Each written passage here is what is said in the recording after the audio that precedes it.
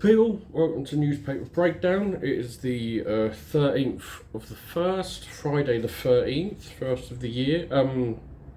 A few stories. There is also work going on outside, so if you hear that, apologies. It's probably quite a quick one. There's only 4 real stories. There's also something about the online safety bill that keeps on cropping up. This is a bill to attempt to legislate and protect for children online, amongst other things.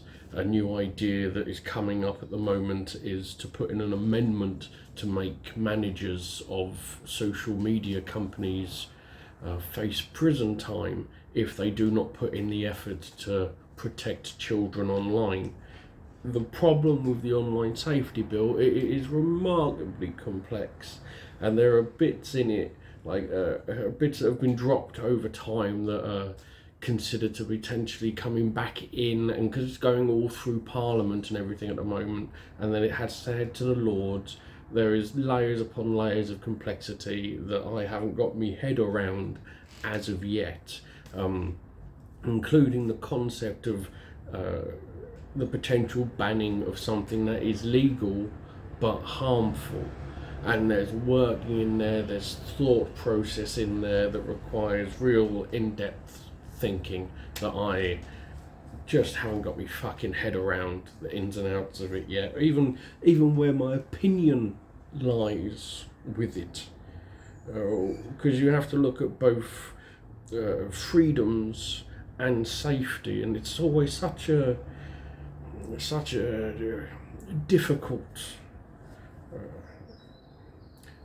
thing to make sure that you've got your belief in, but also not. It can't just be based on your belief, stuff like this, unfortunately. You have to take into account the protection of especially children online, so it's not as easy to just say, well, I think that everything should be fine, because it's important to remember that everyone always has a line. Everyone always has a line. Because it don't matter, you can be the most right-wingist, free speech, freedomist that there's ever been, and you will have a line. It's just finding that line. So one day I'll talk about the online bill. I may do it in stand-up. It tends to be the stuff I talk about on stage. But anyway, news, you've got the UK economy grew by 0.1% in November, boosted by the lead up to Christmas and the World Cup. The growth raises the chances that we will miss a long-term recession, for now, of course. A recession is 2 quarters of negative growth. And so we were up in October by 0.3%. November, unexpectedly, we're up 0.1%. So the expectation is that as long as December isn't below 0.5, like minus 0.5, then we should miss a recession. But I mean, the only reasons is because it was Christmas and fucking the World Cup. That's the only reasons. Unless we don't have anything big like that coming up for January, February, March, do we? Unless for some reason Valentine's Day explodes. What else we got? We got new research has found that Exxon, the US oil company, predicted global warming correctly and skillfully, only to spend decades publicly rubbishing the science to protect its core business, which is of course oil. They were aware of the dangers from at least the 70s, with the oil industry knowing even earlier of the risks of fossil fuels. This is we have seen this for years and years and years. It's the same with tobacco. Businesses put in, or these big businesses pay for the science. They are paying scientists to know what's up, and then they are making sure that you are ignorant of it all. Because it's not about just saying, oh well, this is, they're all lying. It's not that. It's about clouding your judgment. It's putting in that little bit of doubt. All scientists say, I tell you, that climate change is real. Tell you, those cigarettes give you cancer. That's what we're there. And all they need is not to say, well, this is all wrong and this is all lies. It's to put in that little bit of doubt. And that little bit of doubt, that's all they require. Because that gives room for them to continue. And this is just more evidence of this capitalism that we're in. The businesses have more power than countries. We are at a point where capitalism has taken over, where, especially in the West, where you've got the democracies and whatnot. Because if you have a look at somewhere like Russia, you look at Gazprom. Gazprom is owned by the Russian government. China owns a lot of their big businesses. In the UK, in the US, Australia is different. The US has no money in Facebook. It doesn't control Facebook, doesn't control Exxon. We do not control BP. And so the money that they put in to the scientists, where they pay scientists to do the work, and it's shown they do the work well. Exxon was skillful in knowing how the use of fossil fuels would affect our climate. But they pushed the doubt, constantly pushing the doubt to make sure that they can continue work and continue to make money. And will they ever be punished for it? No, they won't. The world doesn't allow such a thing. Terrible. There has to be more we can do to hold businesses to account, but the problem is that you can't put a business in prison. So even with like insider trading in the city, if it's found, if you find the individual, fine, that's all good. It's all absolutely fine. We get you, you're done. You can go to prison because you've got the individual there. But then you look at the crisis in 2008, the financial crash. These banks did awful things, cost a lot of people a lot of money. Stress has gone in to take people's fucking lives. Nothing happened to the businesses. Why?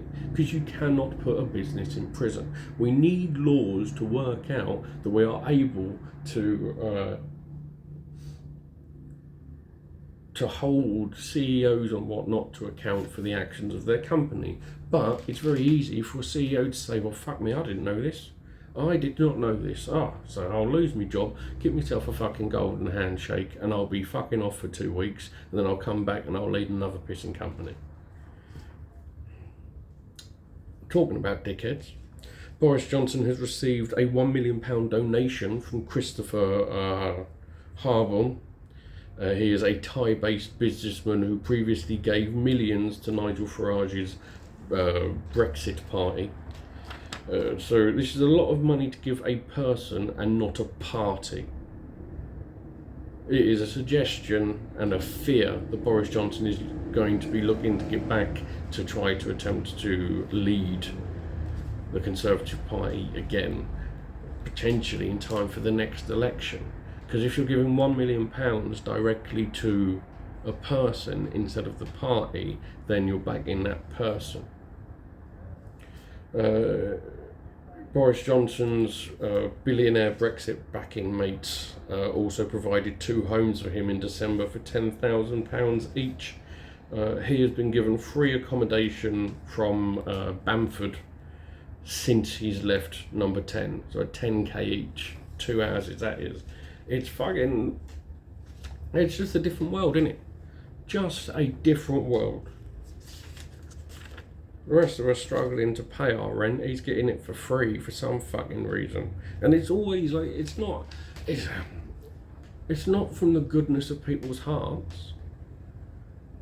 The moment if he gets back in and becomes PM again, all these people are getting knighthoods, they're all getting lordships, they're all going to be getting contracts. It's corruption all the way down. All we need to do is look at Lebedev. There is an interesting podcast, and I don't recommend or listen to a podcast really, but London grad, fantastic listen, very interesting, looking into Lebedev.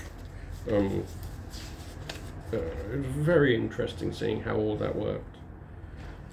Finally, private care homes are pushing for the UK government for higher prices to take NHS patients. This is an attempt from the private social care side to protect and grow and tackle staff shortages. It's one of the problems that we have in social care, of course, that we do not have enough people in it. I mean, you can look back and see the reasonings behind this. Low paid, high stress job, and we don't have enough people because of Brexit as well. So according to data, there have been around 70,000 free beds in that particular sector, with around 13,000 patients currently in hospitals that are ready to be discharged but have nowhere to go. And this is one of the reasons we have such a problem in the NHS, and there's so much stress and there's so much delay and there's so much waiting, because we have 13,000 people there who can be discharged, but you can't just send them out into the fucking streets, and so they've got nowhere to go. Private care homes want 2 to 3 times what they're currently getting from local governments at the moment. They claim that they want to pay staff more so they don't fuck off. It's difficult. It's not as... I try to pick stories that aren't as black and white and simple, and I think this is another one, because one, I am against having privatised social care, but they are right in the idea that staff should be paid more. Because if you are in a low paid, high stress job, why would you stay in it? The goodness of your own heart doesn't pay the fucking mortgage, does it? And so if you want them to stay, then you have to pay them the money for it. And where do private social care companies get their money from? Governments. So what are they going to do? They're going to tell the government that they need more money. Oh, it's another quick one. As always, I do not do stuff over the weekend. Oh, I don't do this over the weekend. So I shall catch you on Monday, and I hope your weekend is of use. Thank you. Bye.